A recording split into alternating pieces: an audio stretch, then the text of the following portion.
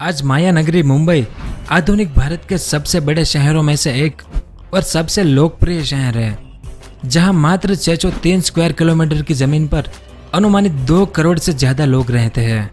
पता नहीं शायद आप यह जानते हो या नहीं कि माया नगरी मुंबई को बहुत ही मेहनत से बनाया गया है। और जब मैं यह कहता हूँ कि इस शहर को बहुत ही कठिन परिश्रम से बनाया गया है, तो इसका मतलब सिर्फ इस शहर की समृद्धि और जीवन शैली से नहीं है, बल्कि मुंबई शहर जिस जमीन पर आज मौजूद है उस जमीन की बात कर रहा हूँ। क्योंकि इस जमीन पर मुंबई को खड़ा करने में न सिर्फ भारतीय लोग बल्कि कई बाहरी शक्तियों ने भी खूब मेहनत की थी। आज का जो मुंबई है वो पहले ऐसा नहीं था। पहले वो छोटे छोटे टापुओं में बटा हुआ था। तो आज के इस वीडियो में हम यही जानेंगे कि कौन कौन से वे टापू थे, कैसे इन टापुओं को जोड़ा गया, किन किन लोगों ने इन टापुओं को जोड़ने में मदद की और जिसने इन टापुओं को जोड़ा था उसकी नौकरी क्यों और कैसे चली गई, यानी यह शहर कैसे खड़ा हुआ, इसका पूरा इतिहास जानेंगे इस वीडियो में। तो वीडियो के अंत तक हमारे साथ बने रहिए। तो आज का जो मुंबई है वो पहले 7 छोटे छोटे टापू यानी आइलैंड के रूप में बटा हुआ था। इस इमेज में देखिए, इसमें व्हाइट कलर के जितने भी टापू है वो सब मिलकर आज का मुंबई बना है। और आप ये भी देख सकते हैं कि ये 7 टापू एक दूसरे से कनेक्ट नहीं थे, इसलिए यहाँ पर आना जाना काफी मुश्किल था, क्योंकि हर टापू के चारों तरफ समुद्र का पानी ही पानी था। और यह बात कोई आजकल की नहीं है कि हम इन पर ब्रिज बना दें ताकि आवाजाही आसान हो जाए। इसका एक लंबा इतिहास है। कुछ सालों पहले कांदिवली के पास उत्तरी मुंबई में मिले प्राचीन अवशेष से यह पता चलता है कि यह द्वीप समूह पाषाण युग से बसा हुआ है। यहाँ पर मानव आबादी के लिखित प्रमाण 2300 साल पुराने मिले हैं, जब इसे हेप्टानेशिया कहा जाता था। फिर 3री शताब्दी में यह द्वीप समूह मौर्य साम्राज्य का भाग बने, जब महान बौद्ध सम्राट अशोक का शासन था। उसके बाद कुछ शुरुआती शताब्दियों में मुंबई का नियंत्रण सातवाहन साम्राज्य के पास रहा और बाद में हिंदू सिलहारा वंश के राजाओं ने यहाँ 1343 तक राज किया।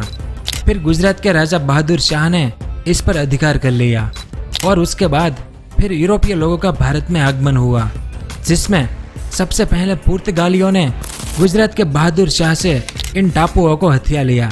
साल 1534 में पुर्तगाली लोगों ने मुस्लिम शासक हुमायूं और बहादुर शाह के साथ ट्रीटी ऑफ बेसन साइन किया और ठाणे के पास इन 7 आइलैंड पर पुर्तगालियों ने अपना कब्जा जमा लिया। अब पुर्तगालियों के हाथ में जाने के बाद इन टापुओं की शक्ल और सूरत बदलनी शुरू हुई। इनका आगमन मुंबई शहर के इतिहास में सबसे महत्वपूर्ण साबित हुआ। अब इन 7 आइलैंड के बारे में थोड़ा बहुत जान लेते हैं कि वे कौन कौन से आइलैंड थे। इस इमेज में देखिए, सबसे पहले है कोलाबा टापू। कोलाबा का मतलब कोली समुदाय की जगह यानी कोली मछुआरों को कहा जाता है। जो मुंबई के देसी मछुआरे हैं वो कोलाबा से पहले पुर्तगाली लोग इसे कंदिल आइलैंड भी कहते थे। दूसरा बूढ़ी औरत का आइलैंड यानी लिटिल कोलाबा या छोटा कोलाबा, यह आज के कोलाबा के उत्तर में था और सबसे छोटा भूभाग था। इसे पहले अल ओमानी भी कहते थे, क्योंकि यहाँ के मछुआरे मछली की तलाश में ओमान देश तक जाते थे। तीसरा बॉम्बे टापू, मुंबई का सबसे पुराना टापू, जिसका जिक्र मौर्यकालीन इतिहास तक में मिलता है, जो आज की डोंगरी से लेकर मालाबार हिल तक फैला हुआ था और बॉम्बे टापू के नाम से जाना जाता था। उसके बाद मझगांव, आज के दक्षिण मुंबई का ज्यादातर हिस्सा मझगांव की ही देन है। मझगांव द्वीप को मछली पकड़ने के गांव के नाम से जाना जाता था। 17वीं शताब्दी के अंत तक मझगांव मुंबई शहर की शुरुआती शक्ल ले चुका था, यानी इस टापू पर आज से 300 साल पहले मुंबई ने जन्म ले लिया था। उसके बाद वर्ली, वर्ली का टापू वो हिस्सा है जहां आज हाजी अली की दरगाह है। हालांकि इसका मुंबई शहर से जुड़ना काफी बाद में हुआ था, साल 1784 में। उसके बाद परेल, इतिहासकार बताते हैं कि 13वीं सदी में यह टापू राजा भीमदेव के कब्जे में था। बाद में इस पर पुर्तगालियों का कब्जा हुआ। यह टापू चर्चा में तब आया जब साल 1770 में बम्बई के गवर्नर विलियम हर्नबी ने अपनी रिहाइश यहाँ बनाई। उसके बाद आखिरी 7वां टापू माहिम। पहले इस माहिम टापू को मैजिम या मेजम्बू जैसे नामों से जाना जाता था और 13वीं शताब्दी में राजा भीमदेव के शासन में यह उसकी राजधानी हुआ करती थी। बाद में मुस्लिम शासकों ने यहाँ कब्जा किया और उसके हाथ से यह पुर्तगालियों के हाथ लगा, जिन्होंने इसे अंग्रेजों को सौंप दिया था। तो जिस समय पुर्तगाली लोग इन 7 आइलैंड पर राज कर रहे थे, उस समय अंग्रेजों का पूरे भारत पर कब्जे का प्रयास भी चल रहा था और अंग्रेजों को इन 7 आइलैंड की आवश्यकता थी। वे हर मुमकिन कोशिश कर रहे थे कि कैसे इन 7 टापू पर उनका कब्जा हो जाए। बाद में इसके लिए अंग्रेजों ने अपने देश के राजकुमार चार्ल्स II की शादी का प्रस्ताव पुर्तगाल की राजकुमारी कैथरीन को भेजा, जो प्रस्ताव पुर्तगालियों ने स्वीकार कर लिया और पुर्तगालियों ने दहेज के रूप में मुंबई शहर के इन 7 आइलैंड को अंग्रेजों को दे दिया। उसके बाद बॉम्बे के 7 आइलैंड इंग्लैंड के राजकुमार के हाथ लग गए। राजकुमार चार्ल्स II को तो अंदाजा भी नहीं था कि उसके पल्ले कितनी जमीन पड़ी है, लेकिन बाद में यह भी पता चला कि इन टापुओं पर कम्युनिकेशन की बड़ी समस्या है, जिस कारण राजकुमार ने मुंबई के इन 7 आइलैंड को ब्रिटेन के ईस्ट इंडिया कंपनी को मात्र 10 पाउंड के हिसाब से लीज पर दे दिया और यहीं से शुरू होती है मुंबई के निर्माण की कहानी। तो ईस्ट इंडिया कंपनी ने धीरे धीरे इन बिखरे हुए 7 द्वीपों को जोड़ दिया और वो ऐसा दौर था जब इन 7 द्वीपों पर अगर कोई सबसे बड़ी समस्या थी तो वो थी एक के बाद एक आने वाली बीमारियां। ईस्ट इंडिया कंपनी ने धीरे धीरे इन बीमारियों पर भी काबू पा लिया।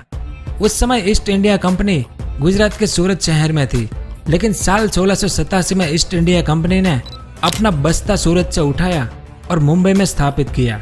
तब इस इलाके का नाम बॉम्बे प्रोविंस हुआ करता था और इससे पहले पुर्तगाली इसे बॉम्बोहिया कहते थे।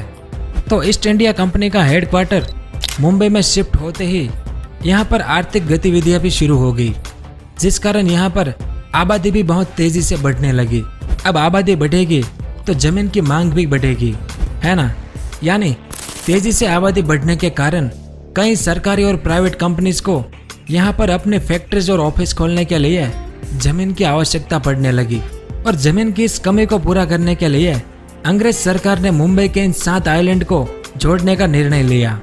इन टापुओं को जोड़ने का एक मेजर प्रोजेक्ट साल 1708 में मुमकिन हुआ। माहिम और सायन के बीच एक कोजवे बनाया गया।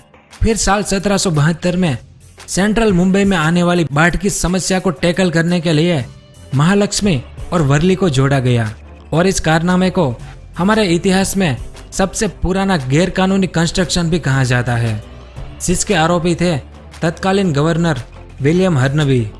विलियम हर्नबी ने पूरे 1 लाख रुपए खर्च करके ये कंस्ट्रक्शन किया था। इस कोजवे के अप्रूवल लेने की चिट्ठी कंपनी के डायरेक्टर्स को भेज दी थी। चिट्ठी भेजने के बाद अब हर्नबी को उम्मीद नहीं थी कि उनका प्रपोजल रिजेक्ट होगा, इसलिए उन्होंने जवाब का इंतजार किए बगैर काम शुरू कर दिया। बाद में उधर उनका प्रपोजल रिजेक्ट हुआ और पूरे 1 साल बाद जवाबी चिट्ठी आई, लेकिन तब तक कोजवे बन चुका था और हर्नबी के नाम पर उसका नामकरण भी हो चुका था, हर्नबी वेल्लार्ड। इस कोजवे ने डोंगरी, मालाबार हिल और वर्ली को जोड़ दिया था, लेकिन विलियम हर्नबी को नाफरमानी की सजा मिली और उनकी नौकरी चली गई। अब इन 7 आइलैंड के बीच समुद्र का पानी चिछला और कम गहरा था, इसलिए अंग्रेज सरकार ने इन 7 आइलैंड के बीच पानी में एक नई जमीन बनाकर इसमें जमीन बढ़ाने का निर्णय लिया। इंजीनियरिंग की भाषा में इसे लैंड रिक्लेमेशन कहते हैं। इस सारी प्रक्रिया में खूब मेहनत करनी पड़ी। जहाँ पर पानी गहरा था वहाँ पर पुश्ते बनाए गए, पहाड़ियों को समतल किया गया, दलदली इलाकों में मलबा भरकर उन्हें पक्का बनाया गया। इन 7 आइलैंड की दरारें और समुद्र में खाली जगहों को पत्थर और कुछ ठोस मटेरियल से भरा गया। इसके अलावा और भी कई तरह के काम हुए और इस प्रोजेक्ट को हर्नबी वेल्लार्ड प्रोजेक्ट के नाम से जाना जाता है। और इस प्रोजेक्ट को पूरा होने में 150 साल से भी ज्यादा साल का समय लगा और आखिर में साल 1845 में मुंबई के इन 7 आइलैंड को जोड़ दिया गया और जो शक्ल इस जगह को मिली वो शक्ल है आज के मुंबई की। यानी 19वीं सदी के अंत से पहले यह सारे टापू एक दूसरे से जुड़ चुके थे। तब मुंबई शहर का क्षेत्रफल बढ़कर 484 स्क्वायर किलोमीटर हो चुका था। इसी दौरान साल 1853 में एशिया की पहली रेलवे लाइन बिछाई गई। मुंबई से लेकर ठाणे के बीच भूमध्य सागर और लाल समुद्र को जोड़ने वाले सुएज कैनाल के बन जाने के बाद बॉम्बे बंदरगाह अरब सागर में सबसे महत्वपूर्ण जगह बन गई और 19वीं सदी के खत्म होते होते मुंबई एक खूबसूरत शहर का रूप ले चुका था। 20वीं सदी की शुरुआत में ही बॉम्बे की जनसंख्या 10 लाख तक पहुंच चुकी थी। उस समय आबादी में मुंबई कलकत्ता के बाद भारत का दूसरा सबसे बड़ा शहर था। आखिर में साल 1995 में बॉम्बे का नाम बदलकर मुंबई कर दिया गया, जो मुंबई आज दक्षिण एशिया का सबसे बड़ा आर्थिक केंद्र कहलाता है। तो यह सब कुछ था इन 7 टापुओं के बारे में, जिसकी गोद से मुंबई शहर ने जन्म लिया था। उम्मीद है कि आपको कुछ जानने को मिला होगा। अगर वीडियो पसंद आया हो तो लाइक और शेयर जरूर कीजिए। धन्यवाद। अगर आपको इस तरह के इन्फॉर्मेटिव वीडियो देखना पसंद है तो हमारे इस चैनल को सब्सक्राइब करें और हमारी नई वीडियो सबसे पहले देखने के लिए इस बेल आइकन को भी जरूर दबाएं।